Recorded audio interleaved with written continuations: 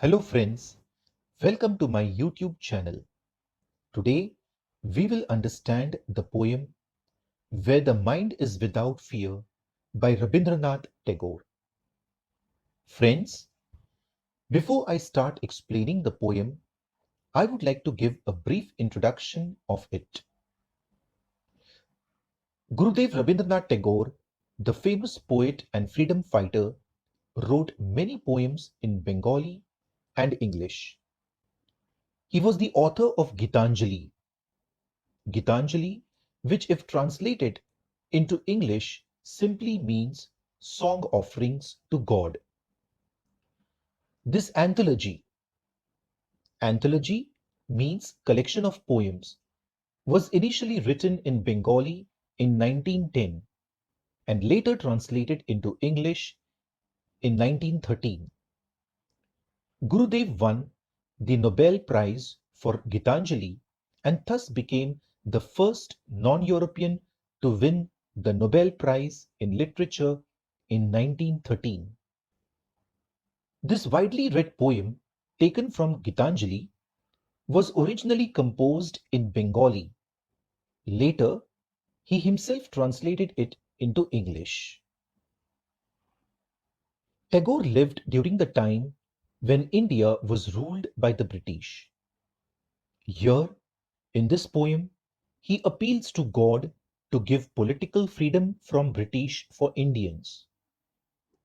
And not just political freedom, he also seeks social freedom, educational freedom, and economic freedom to the people of India.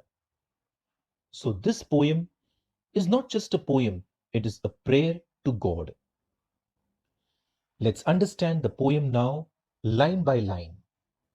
Where the mind is without fear and the head is held high. See the first part of the first line, where the mind is without fear.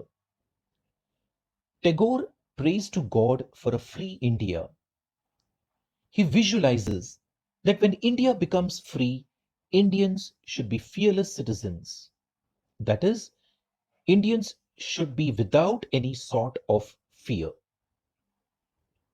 Now, let's take up the latter part. And the head is held high.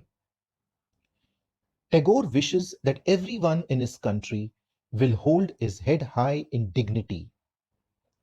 People will have self-respect and people will be proud to possess it.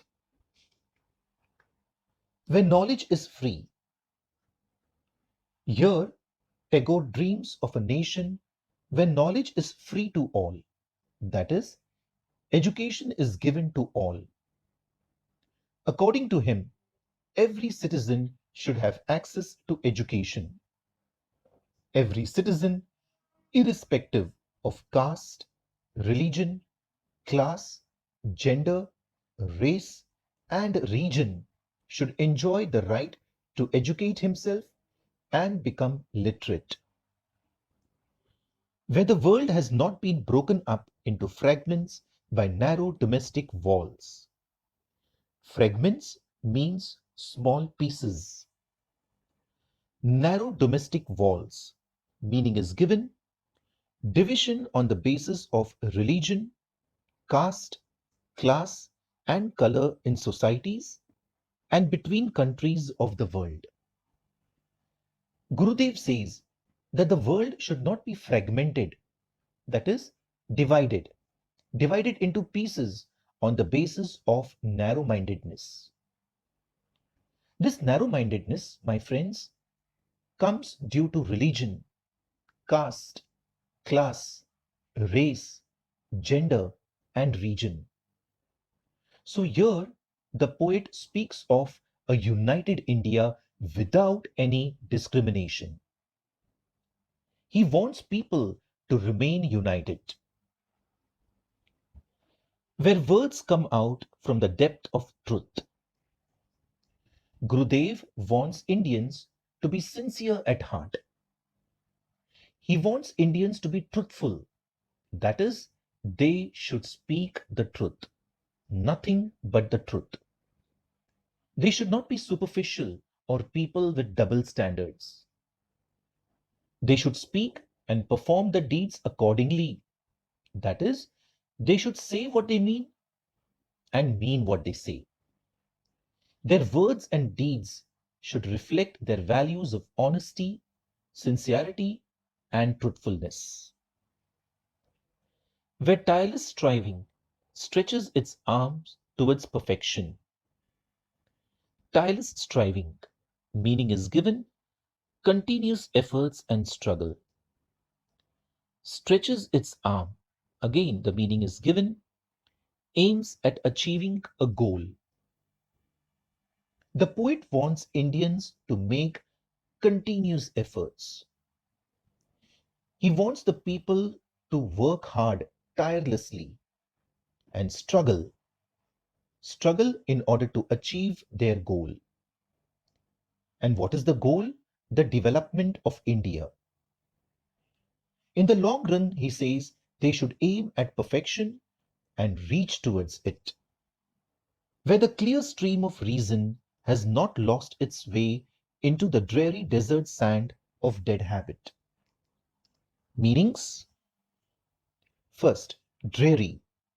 Dreary means dull or boring. Dead habit means old traditional rituals and customs that are harmful. At the time when this poem was written, our society was ridden by various traditional rituals and customs. And friends, these rituals and customs were old, harmful. They prevented the mind from being free. They did not allow society to progress. Some examples of these traditional rituals and customs are superstitions, prejudices, caste differences, gender inequality, female feticide, infanticide, sati, dowry practice, child marriage. Just as the desert sand is not fit for cultivating crops, it doesn't yield, remember. Yield means give anything. Similarly, these traditional rituals and customs don't yield, don't give anything good. So the poet prays that people should have clear stream of reason, means logical thinking and clear reasoning. Why? Why should people have logical thinking and clear reasoning to overcome those old harmful traditional rituals and customs? Where the mind is led forward by thee into ever widening thought and action. Thee. Thee is a word of Old English. It means you. It refers to God. This line clearly shows that this poem is more than a poem, it is a prayer. See, one more meaning, friends, ever widening. Ever widening means forever broadening one's outlook. The poet wants God Almighty to lead the people and their minds forward. But how? By forever broadening their outlook and attitude. He prays to God that people should go ahead in life, in society, make progress by forever broadening their outlook and attitude. Into that heaven of freedom, my Father, let my country awake. Heaven of freedom, meaning is given, condition of total freedom of good thoughts, good words, and good deeds, while respecting those of others.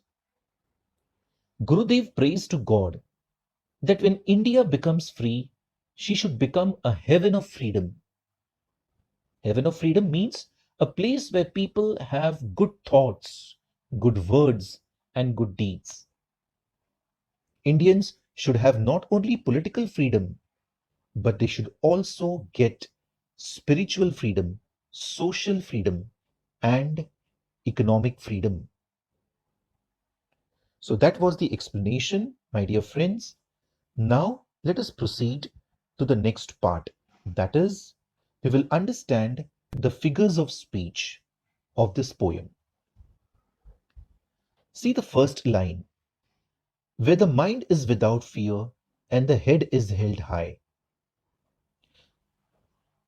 The figure of speech is alliteration. Why? Because the sound of the alphabet H is repeated. Friends, can you see? H is present in the word head, held, and high. So the sound of the letter H is repeated, so the figure of speech is alliteration. See the third line, where the world has not been broken up into fragments by narrow domestic walls. The figure of speech over here is metaphor. Why? Because narrow domestic walls are compared with old, bad, harmful traditions. And remember, the comparison is indirect. It is not direct comparison. Therefore, it is a metaphor. Now come to the sixth line, where tireless striving stretches its arms towards perfection. Here, there are two figures of speech. The first one is alliteration. Why? Because see the two words, striving, stretches. The sound of the letters STR are repeated for better poetic effect. So, the figure of speech is alliteration. The second figure of speech in the same line is personification. Why? Look at this line. Tireless striving stretches its arms. Friends, striving doesn't have arms. Striving cannot stretch its arms. Why? Because striving is an action. But in this poem, in this line, the poet says, striving stretches its arms. So what is the poet doing? The poet is giving the human quality of stretching to striving. In other words, the poet has personified striving. And therefore, the figure of speech here is personification. So remember, this line has two figures of speech. First, alliteration. Second, personification. Now let's proceed to the next line. Line number 7, where the clear stream of reason has not lost its way. Here again, stream is indirectly compared to reason. And therefore, the figure of speech is metaphor. Remember, there is no direct comparison. Direct comparison takes place when there are words like and as. So the figure of speech is metaphor. Take the next line now. Into the dreary desert sand of dead habit. This is an example of alliteration. Why? Because the sound of the letter D is repeated pleasingly. Have you noticed? Dreary, desert, dead. The sound of the letter D is repeated pleasingly. So it's an alliteration. It is also a metaphor. Why? Because dead habit is indirectly compared to desert sand. Dead habit is indirectly compared to desert sand. So it is a metaphor. Where the mind is led forward by thee. Friends, here the poet is addressing God, and therefore the figure of speech is apostrophe. See the last line now. Into that heaven of freedom, my father, let my country awake. The poet is addressing God directly. and therefore the figure of speech here also is apostrophe. See how the poet is saying, my father. This is how he's addressing God. The figure of speech is apostrophe. So that was the explanation of the figures of speech. Friends, if you have liked my video or if you have learned something from it, please click on the like button, share the link and subscribe my channel if you haven't yet. Please use the comment section to tell me which English topic you would like me to cover next. We will meet very soon in the next video. Till then, keep smiling. Bye.